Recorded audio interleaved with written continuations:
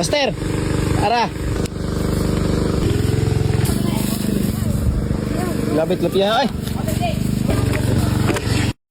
Wasdak mga master, kahit sobrang mahal ng gasolina ngayon mga master, ang nagtampuhanay kami dito para maglimas kami dito sa sapa. Ginamit namin dito panglimas ang makina nilang Master Rinske. At dito na, tinutubila na ni Master Daniel. At sobrang napakaangas ang makinang ito kasi napakalakas ang buga tapos mahina lang kumain ng gasolina. At ito pala yung sapa na lilimasan namin ngayon. At yung mga kasamahan ko dito ay nakaandam na. Inatangan talaga namin dito ang tubig na mahubas. Sobrang excited na rin ang dagway ni Master Gio. At sa mga oras nito ay lumalatay ako sa lukob. Tinitingnan ko dito ang tubig. Sumusunod din yung aking mga gwapong kasamahan. At pagkalingon ko dito banda-banda ay may karabaw nga nag-swimming. Sabi ng karabaw, nakunsa mo dado? Sabi ko naman, ang limas lagi minoy. Sabi naman ng karabaw, ayot da tubig ha, para napay milanguya. Sabi ko naman, okay noy. At sa mga puntong ito ay nagsimula nang humuhupa yung tubig. Kaya nanimo muna na kami dito ng mga palan para kondisyonis kami sa pagpagsikop-sikop sa mga iskaisdaan mamaya. Sobrang lipay din ang nagway na Master Jeremy. At sa mga oras ito ay naghuhuwat ng muhubas ang mga kamastiran dito. At paglingon ko rin dito ay nag-andam na pala dito purong mga saraging. Para may titimuin kapag ginugutom at tamang bagtas-bagtas na ako dito at tinitingnan na namin yung sapa kung maliit na ba yung tubig. Medyo maliit-liit ng gamay na dyan ang tubig, malapit ng mahubas. Si Master Joey dito ay rumarampa-rampa pa. Sa mga puntong ito ay nakahuli na pala kami dito ng isang kasiling bugoy at karpis. Nagsugod nagrubing-rubing dito ang mga master kasi malapit na dyan mahubas yung tubig. At dito naman barbanda, nangaluto na pala dito yung saraging. Lumilipay yung mga dagway para makatimo na yung mga dagway dito ng gipanggutom. At sa mga puntong ito ay lumiliit na dyan ang tubig ng sapa. Nangalipay ng mga dagway dito kasi excited na silang magsikop-sikop. At sa mga oras ito ay nakukuy-ukoy na dito si Master Gio kasi naaninag niya ang pantat na ito. Hindi talaga niya pinapasaylo. Nadakpan talaga niya yung dalawang good size ng mga pantat. Sobrang napakadako at napakatambok na talaga ng pantat na ito para nabukto ni Master Jeremy. Kaya binutang na sumahiwang sudlanan at dito na nakatukbo na naman siya dito ng pangalawa. Nagsimula na talagang magpahulihan yung mga isda kasi kumukunti na talaga yung tubig sa sapa. At ito na, meron na namang pantat na hito na nahuli si Master Gio. Hindi pinadugay-dugay na Master Jeremy. Agad-agad niyang binabali yung mga kasungayan ng pantat para hindi makakatunog kasi napakalami kapag natunog ka nito. At dito na may binalibag na naman dito na karpis, na good size na nakarpis. Nagsunod-sunod talaga kadakpan yung mga kaisdaan. Tumingin si Master Rinke, sabi niya daghan-daghan na. At pagkalingon ko dito banda-banda ay may niitsa na naman dito na kasiling bugoy. Kaya agad-agad ko ditong pinupunit at sinisulod sa mahiwagang balde. Gusto ko sanang tumulong sa pagpanikop sa mga kaisdaan pero naisip ko na napakadagko pala diyan ng mga alimatok dito. Oy, sobrang nahahadok talaga ang aking dagway sa animal na yan. Hindi ko talaga makaya ang kangilo sa alimatok. At pagkalingon ko dito ay may baki na iniitsa si Master Gio. Nagkapuliki ako ditong tukbo kay kusuki ang magletlayan. Nagngisi ang dagway ng baki kasi nakatakas daw siya kaya agad-agad binigyan ng dakol ni Master Gio. Lumilipay ang kanyang dagway kasi nakuha ang baki. Agad-agad rin nasundan ng good size na tilapia. Ako na lang dito si Babaw ang tagapulot ng huli kasi ayaw ko talagang tumulong sa kanila din sa ubos sa pagsikop-sikop kasi napakadagko talaga ng mga alimatok diyan. Nakapagabalhibuo na. Pagtingin ko naman kay Dudong ay sobrang lipay ng kanyang dagway kasi nakadako po siya ng halwa na dalag. Agad-agad ko ring dinadakma ditong maayo kasi nagkisikisi pa siya. Agad ring sinundan ng pantat na ito kaya giapil ko na dito og tukbo. At pagkalingon ko naman dito ay meron namang dako kayong halwa na dalag na nakuha. At agad-agad ko rin ditong pinunit at binibikil ko ang kanyang liog para hindi na talaga siya makalukso-lukso. Nakatulog talaga siya kasi na-stipnik na yung kanyang liig. Sa mga oras ito nakapuliki na talaga ako dito panukbo sa mga huli nila. At dito na binabalian ko siguro ng sungay ng mga kapantatan dito para hindi talaga kami tutunok. At dito na binibikil ko na naman ang liog ng halwan. At pagkalingon ko dito banda-banda ay meron namang pantat na hito dito kaya agad-agad ko ring binabalian ang mga kasungayan. Hindi rin nagpapahuli ang isdang puyo na apot. Napalingon rin ako kay Master EJ kasi may itsa siya dito na baki. Agad-agad ko rin ditong nasalo. Napakatambok na talaga ng baki na ito. At sinamahan din ng isdang robot at dahil puno ng aming lagayan ay diyan muna kay sa gilid. At sa mga oras ito nagpadayon sila dito kumot-kumot sa mga kalanungan. At ako dito ay binikil ko na naman ang liog ng halwan. Hindi pinadugay-dugay, nakatulog siya agad. Marami-rami gamay na pala yung mga nahuli naming isda at meron ding mga isdang robot. Pagkalingon ko kay Master Gio, mura nagkalabaw nga nagtuna. At dito rin pagkalingon ko kay Dudong ay nakadakop rin siya dito ng halwan na dalag kaya hindi ko pinasaylo, agad-agad ko rin ditong tinutukbo. Hindi ko na lang binikil yung liog ng halwan, pinapasaylo ko na lang. At sa mga puntong ito ay natapos sa palang mga kamastiran dito sa pagpanikop sa mga isda. Parang talagang mga kalabaw yung kanyang mga dagway dito nagkalapok na. Pero sobrang napakasulit at nalilipay yung mga kadagwayan kasi napakarami talaga ang mga huli. Kaya sa mga oras ito ay nagsimula na kami dito maghugas at maglimpyo sa mga kaisdaan kasi nagugutom yung aming mga kadagwayan kasi udto na. Sobrang nakakalipay at nakakatuwa at nakakalingaw talaga ang ganitong klaseng mga trip. Kaya kung isa ka rin nakarelate sa video na ito master, huwag kang mag-alinlangan, mag-comment ka lang dyan sa baba, share mo din yung experience mo. At syempre hindi na pinadugay-dugay sa mga oras ito ay sinugdan ko na dito pagsugba ang mga isdang robot dito. Shoutout sa iyo master kung kumakain ka rin ng ganitong klaseng isda. At dito banda si Master Joey dito ay nagtagod na ng lubig. Ipangbaligtad ko na rin dito ang mga isdang karubutan para hindi sila mga pagtong. At sa mga oras ito ay tinatakang na po ang mga tilapia, pantat at haluan para lalagyan ng gata. Hilaw pa ito pero napakalami ng tingnan. At ito na nilalagyan na ng gata. At sa wakas may nagusukad na dito si Master Joey kasi ginugusla na talaga ang mga dagway naming lahat. At dito naman banda hinahakot na namin ni Master Joey ang mga isdang robot na sinusugba namin. Nagkapaka-crispy talaga nito, nagkagay-kagay pa. Napakasarap at napakalami nito isaw-saw sa suka. At syempre sinusukad na rin dito ni Master Daniel ang ginataan na isda. At hindi na pinadugay-dugay, naplasta na ang pagkaon sa lamisa. Kaya wala nang daghang saligubot, atak na dayon. Kaya ikaw dyan master kung mahilig ka rin sa mga ganitong klaseng isda, huwag ka nang magtagal, halika na rito, mangain na tayo.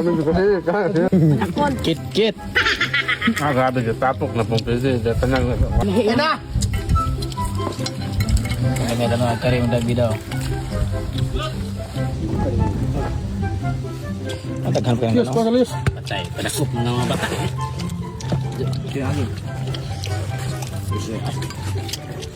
Masa nga, Mingon?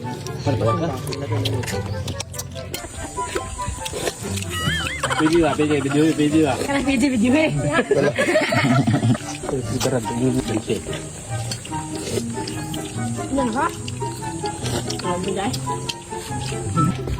Siguro pantat. Okay.